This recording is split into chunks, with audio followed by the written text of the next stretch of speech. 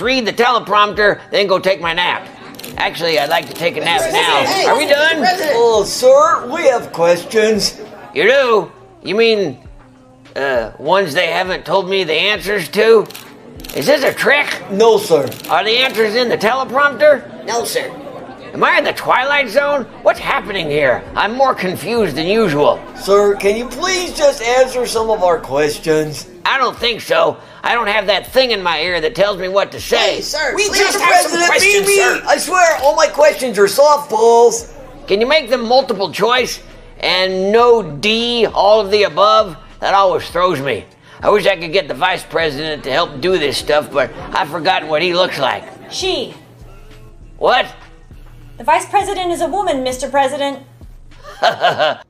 Hey folks, this is Peter Boykin, and this is hashtag Go Right with Peter Boykin. So we've got a couple of things to talk about today. So let's get to it.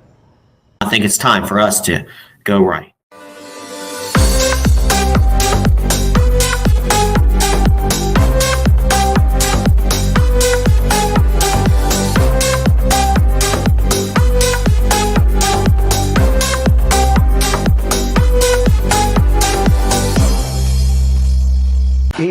Come on. Well, he dropped out, and it's really, he truly did. That was a coup on an American president, and Obama doesn't like him, and he doesn't like Obama. Do you believe that reporting, that Cy Hirsch reporting that Obama basically through various channels, maybe even directly to Biden, said, look, Joe, you either leave or, you know, they're going to use the 25th Amendment. We'll do it the easy way or the hard way. Right. Some version of that story, do you find that plausible? That's what happened.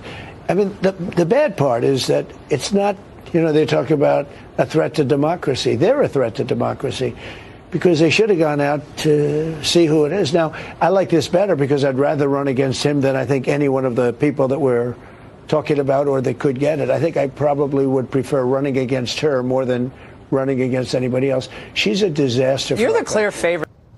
First up, Trump is gaining ground against Harris in recent polls. I've already told you there's a quote behind polls because polls are kind of like statistics. They're valid information, but manipulated in a way, one way or the other, and depending on what data is collected, who you're getting the data from, it can be manipulated, just like history. But it's good to hear polls, if it makes you feel better. In a recent poll released by Reuters and IPSOS, former President Donald Trump is gaining ground in potential matchup against Vice President Kamala Harris. The poll conducted over a period shows Trump at 42% and Harris at 43%, indicating a tightening race. Now, I still think that Donald Trump is beating Harris in the polls, in most polls you see. But people have to be motivated. People have to feel like you're the underdog to work harder. And one thing I found about fellow Republicans way back when I told them in 2018, what was it? Yeah, 2018, that don't get relaxed just because Donald Trump is doing great after 2016. And people got relaxed. We lost the House and the Senate. People returned back to the BS social conservative crap and didn't concentrate on building the wall and everything. And Trump did not have the support. Why did they do that? Because they felt like we were completely winning. And the problem is when you feel like you're winning the race, this is the tortoise and the hare, you don't fight as hard. And then the tortoise ends up winning the race. So we have to constantly think, hey, we're not winning. Even when you think you're winning, you should not think you're winning, because that's the only way to truly motivate yourself and to keep pushing it. Now, in a previous poll, Trump was also at 42%, while Harris had a slight lead at 44%. According to that poll, while the polling data suggests a shift in public opinion, it's important to remember the limitations of such surveys. Polls provide a snapshot of a moment in time and can fluctuate. As one commentator noted, not everything the media says glitters is gold. Most of it is crap. right? This serves as a reminder to critically evaluate polling data, particularly in a narrow window of time. Additionally, it's reported that Vice President Kamala Harris will announce her running mate soon, potentially influencing future polling numbers and the dynamics of the race.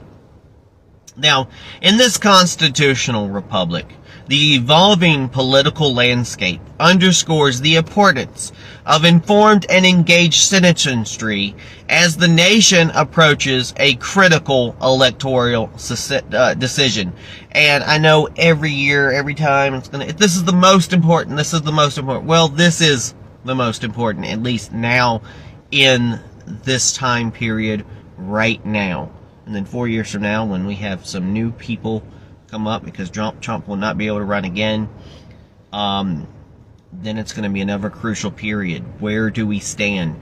Do we understand what's been going on, that there's an influx of unaffiliated voters, that people are tired of being left or right or put into certain categories? And do we understand that the next presidential categories candidates need to understand what we the people mean? They need to understand what all people need, and they need to get away from this lose or win mentality, when compromise and free will and this country depends on compromise and moderation, because that's what this country was all about, the great compromise.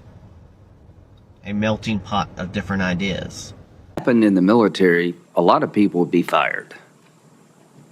And if a lot of people are not fired, the system failed yet again.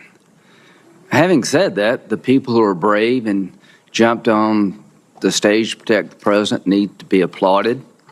We need to learn what happened, make corrective action, but somebody's got to be fired. Nothing's going to change until somebody loses their job. Thank you. So a Secret Service sniper warned of a second Trump assassination attempt.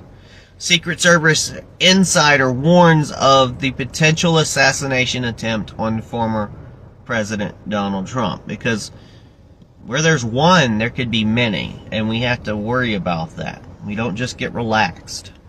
You know, lightning can strike multiple times, especially when someone is targeted. A U.S. Secret Service, USSS sniper, has raised alarms within the agency, predicting a potential second assassination attempt on former President Donald Trump. The sniper's concerns were conveyed through an email that criticized the agency's leadership and highlighted vulnerabilities in protecting the high-profile leaders. And there was a video somewhere I got where they had surrounded that building, clearly 5 minutes ahead of time. Knew that there was suspicion of this person possibly on the roof. They saw the person and everything, but they did not clear Donald Trump. They did not make sure the situation was handled. They let Donald Trump stay out there, being a city duck. So, you know, we've seen the person, part of the FBI or whatever, has, you know, dropped out of their role. There's a big inquiry, what's going on. But there was a lot of failures, and it still seems to lead that somebody wanted Donald Trump dead, and they were told to stand down and let it happen. And thank God it didn't happen. But we have to stay on it.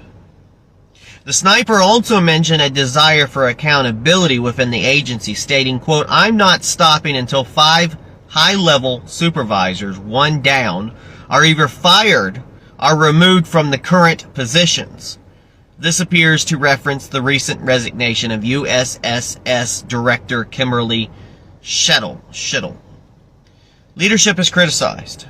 The email criticized the USSS leadership, particularly in response to the recent incident in Butler, Pennsylvania, which the sniper described as a failure on the part of supervisors. He wrote, "The technicians who worked did their jobs with their hands tied. Secret Service supervisors knew better, and the foot soldiers working made the best of a very bad situation. This suggests that the leadership's decisions may have compromised the agency's effectiveness."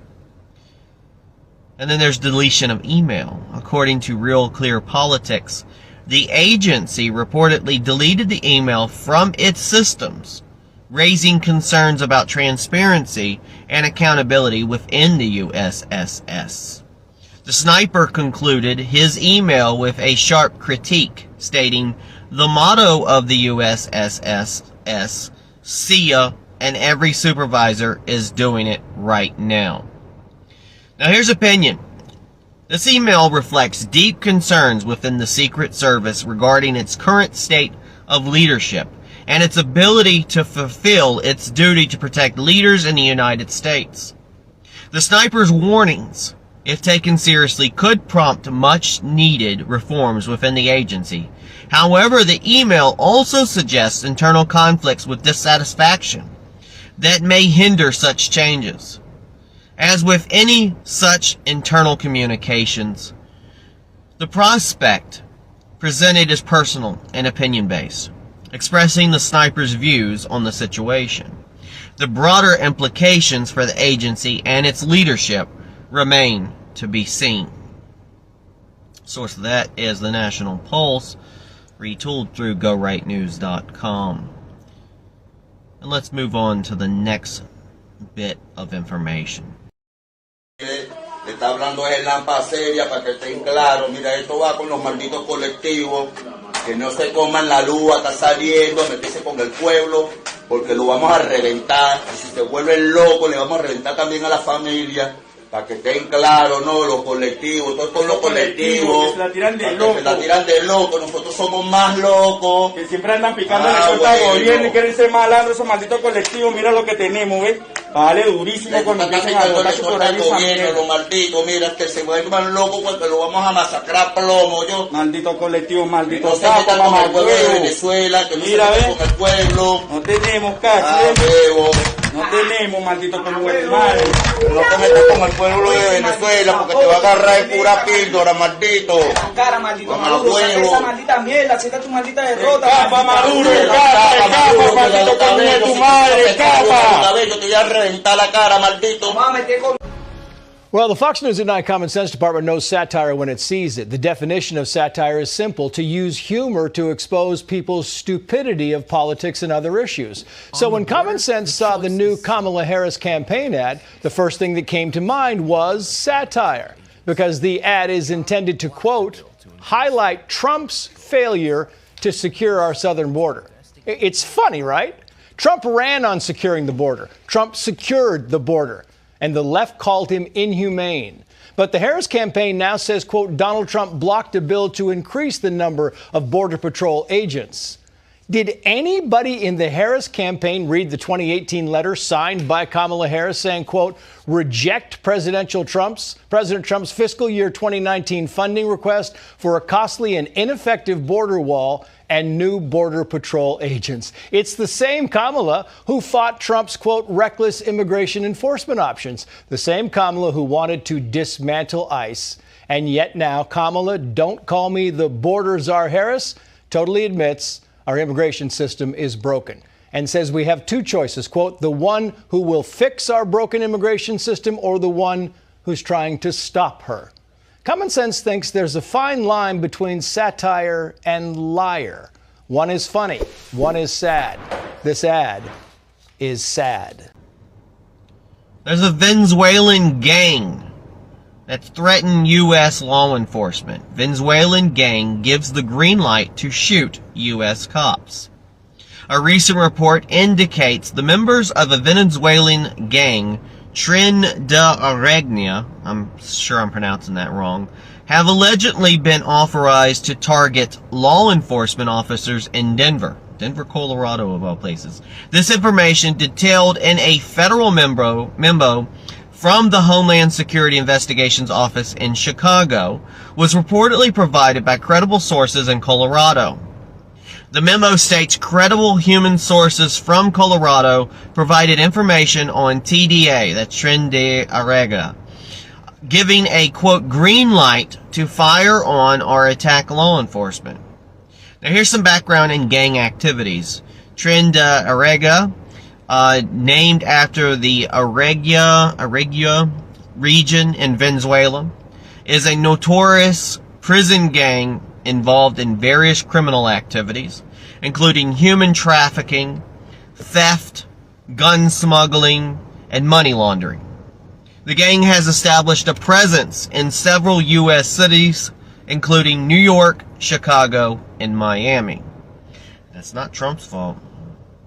Border security concerns. The gang's infiltration into the United States has been attributed to what critics describe as inadequate border policies under the current administration. It is reported that some gang members enter the country posing as asylum seekers, desperately avoiding gang tattoos to prevent detection. This issue underscores ongoing debates about the effectiveness of the Constitutional Republic's immigration policies and ensuring public safety. Now, here's some recent incidents. The threat posed by Tren de Aragua is highlighted by a recent incident in New York where Bernardo Raul Castro Manta, reportedly affiliated with the gang's New York City division, shot 2 New York police officers. This incident has raised concerns about the gang's expanding influence and the challenges in identifying and apprehending its membership.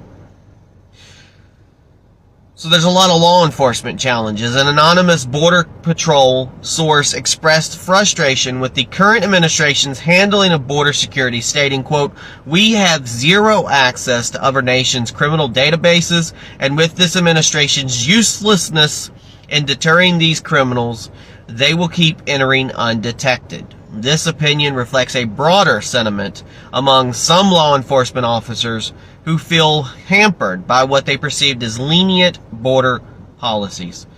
Now here's our future outlook. It's grim.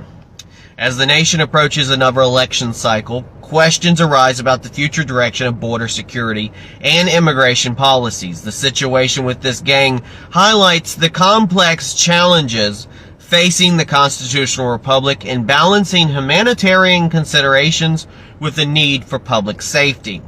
Protecting our citizens here already.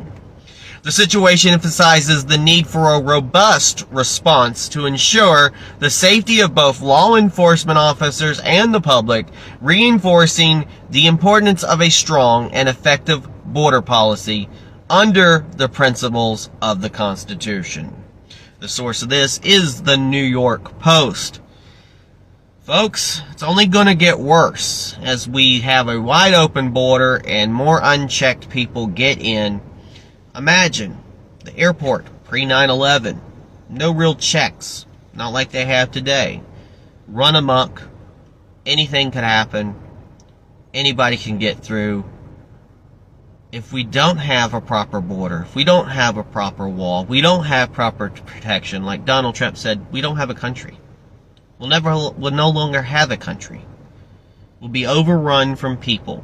And I know there's great people, and we've used this analogy before about the bag of Skittles. Great bag of Skittles, taste great, almost all of them taste good, but there's one that's poisoned. One poison in the bag. If you knew there was a bag of Skittles so tasty, wonderful, wonderful and tasty, but there was one Skittle in that bag that could kill you, I doubt you would want to eat that bag. You would more likely throw that bag away. Or, if you were desperate, you'd go one by one and test every Skittle to make sure the one poisonous Skittle was taken out. And then you could enjoy the rest of the Skittles. That's kind of what's going on in this country. We might feel, we got bleeding heart liberals, etc., etc. We feel bad for people. We feel bad for refugees. We try to take people in. And you can give us that heart story, and you can show the children, and you can play the, in the eyes of an angel. And you can do all of that and make you feel bad. But all it takes is one. All it takes is one bad seed. Look what happened. An American citizen. There is some doubt about what was going on, how this person had extra accounts, and how this person was possibly paid by Iranians, who knows. But that one sniper could have took Donald Trump out. It only takes one person, ask Hitler, to change the world and change history. Moving on.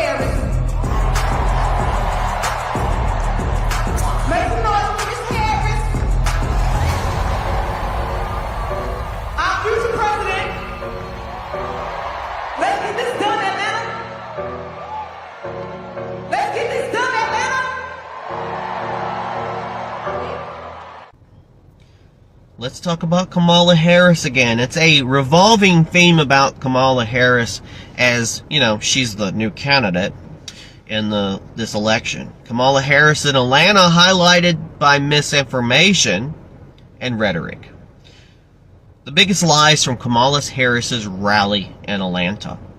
Kamala Harris recently spoke at a rally in Atlanta, Georgia, and I think she had the Stallion sing properly, right before that, and she was talking about I think the Stallion was rapping like, I'm bougie and I'm bad and I'm savage, and she was talking about her cha-cha and how people can rock her cha-cha, and just really, today's so-called music, which is just basically dirt. I know that generation after generation have said that's dirty. Oh, that's dirty. That's dirty. But go back. They might have been talking about sex in the old songs, but at least they were like,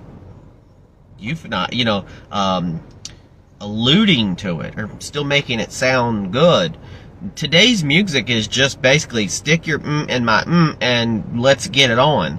I mean, I remember when people raised hell about Two Live Crew in a long time. That music is nothing in comparison to what I've heard now about how you're wet and you got a wet at a WAP and everything else. And I'm not a prude, but that's maybe not the kind of songs that you would be playing at a rally. Maybe she needed to be a drag queen for more people to be uproar about it. So Kamala Harris recently spoke at a rally in Atlanta, Georgia, aiming to present herself as a moderate voice.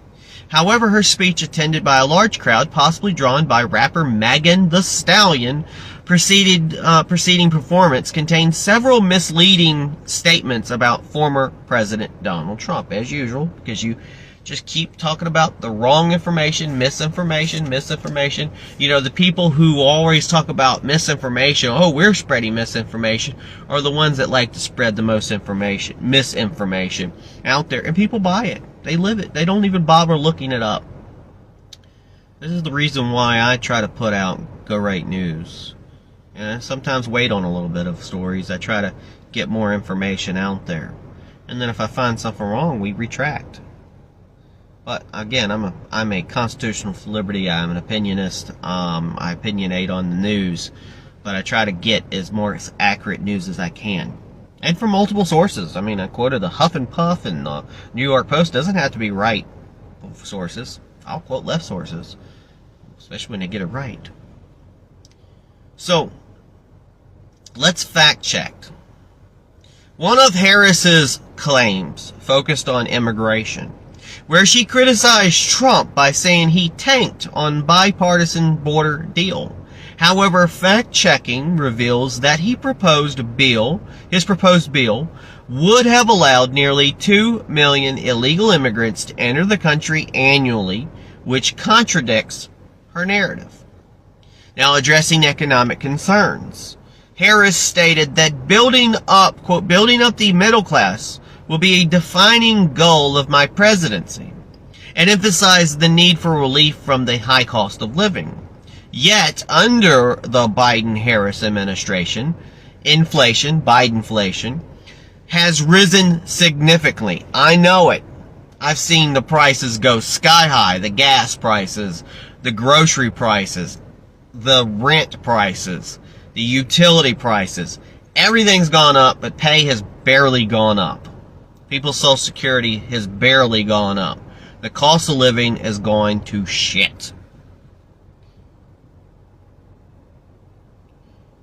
So under the Biden administration, Bidenflation has risen significantly, with consumer prices, including gas, increasing substantially. And if you don't believe it, you're living under a rock, or living in a rock. Harris also criticized Trump's supposed connection to Project 2025, an initiative that she linked to negative policy implications. However, Trump has repeatedly disavowed any association with this project, making her statement misleading. Because as you notice, Donald Trump has the MAGA agenda, which has none of that 2025 bullcrap in there. that I think what the Heritage Foundation or some other places put in there, which truly I feel like that is somehow the leftists are throwing that in to kind of like cause problems, to try to connect us to some kind of agenda that's a bunch of BS. Another point of contention arose when Harris claimed that Trump plans to cut Social Security and Medicare. This is the same Trump that the Democrats always say to the elderly. The Republicans are going to get rid of Social Security. The Republicans are going to take away your Medicaid. The Republicans are going to take care of your care. Blah, blah, blah. It's a lie. This assertion contradicts Trump's consistent public statements, including a recent interview with Breitbart, where he assured, I will never do anything that will jeopardize or hurt Social Security or Medicare.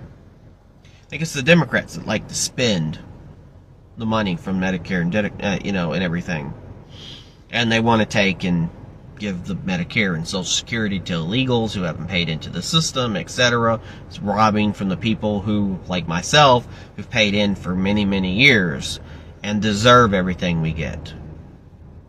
And then they make it harder for people to get stuff when they truly need it.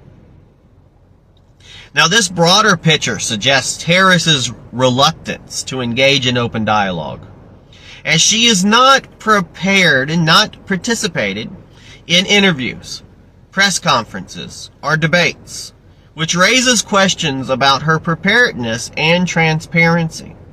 The Democrat Party appears to be managing her public appearances carefully, possibly to maintain a controlled narrative, and probably to take away the laughing gas from her so she doesn't go and give you a bunch of nothing burgers. Trump is set to hold his own rally in Atlanta at the same venue, which may offer a contrasting perspective on the issues raised by Kamala Harris. This ongoing exchange highlights the sharp divides and competing narratives in American politics today. Now, this references Harris's intelligence and personality, as well as the assertion about the Democratic Party's strategy. They are, my opinion, rather than facts, but the factual corrections about Harris's statements, however, are based on verifiable information. Verifiable information. If you want to watch Harris's full speech, it's on YouTube, probably other locations. Watch it. Just don't get brainwashed. We did it, Joe. You're going to be the next president of the United States. Folks, that is the news for today. Let's do a little recap. So, number one, Donald Trump is doing pretty good in polls. I'm not big of a poll person, but they do have you motivate. Number two, no matter what the polls say, winning or losing, we have to fight hard. We have to get our voice out there. Even if social media is trying to limit our voices, we have to push to get the right and correct people in office. Not just because they're Republican, not just because they're Democrat, etc., etc. They need to be the right people. They need to be a constitutionalist. They need to believe in the Constitution. They need to believe in we the people. Alright, number three, gangs. Gangs are looking to harm American citizens and harm police. Why are they doing this? Because we have a wide open border. A wide open border that's letting these people come in unchecked. And it's not racist, and it's not foul to say these people are causing problems. And yes, our country was a great melting pot at one time, but do the research. When Ellis Island was open, when people came in, they had to have a sponsor, or they had to have their own money, or they had to have a skill to bring to America. And if they didn't, guess what? They put their asses back on the boat they came in, and they said, go back where you came from. We don't need you. We don't need burdens. We need to start thinking about that again here in America. It's called America First. The next issue, fifth and last issue. Kamala Harris. Remember, she's of the Biden administration. She's not the sharpest tool in the shed. She can speak a little bit more. I've said, hey, I would rather have her than bumbling Joe Biden who just keeps falling on her ass. But I don't want her for president. I want Donald Trump. But I'm still also concerned about what happens when Donald Trump is gone. The jury's still out on J.D. Vance. Not my pick. I don't know who my pick would have been. I'm like a lot of American citizens. I do consider myself a Republican. I am not a rhino. I'm not a Republican in name only, because I believe in our republic. I believe in what it stands. I believe in liberty, life, liberty, and the pursuit of happiness. I believe in our Constitution, and I believe in our great country and the great compromise of this country. I believe our country was based on people of different and diverse backgrounds who learned how to work together for a common good, and they wrote our great country's documents and are standing for almost 250 years now, and hopefully into the future. And I believe that, like they say, divided we fall, together we stand. We need to get away from the extremism of side's got to win, that side's got to win, nobody else can win, nobody can compromise, and if you even try to compromise, you're a rhino, you're a horrible person, etc., etc. Slow down on the name calling a little bit and start listening to the American citizens and understand why so many citizens went unaffiliated, who are tired of it, who don't want this so-called civil war. We had a civil war. Should have learned from that.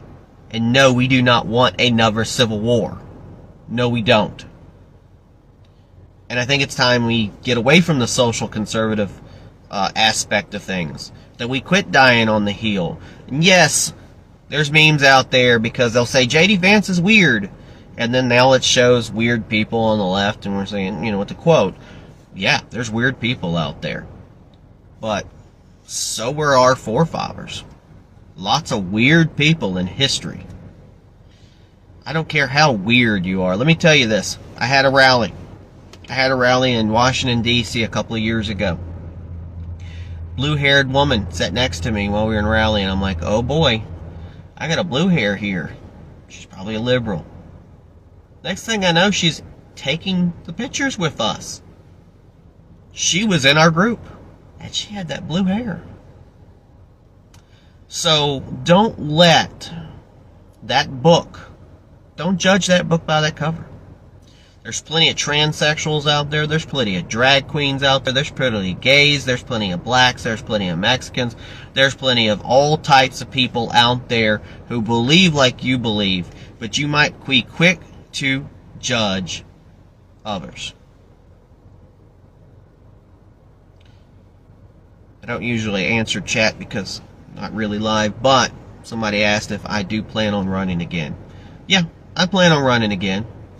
Don't know if I'll win.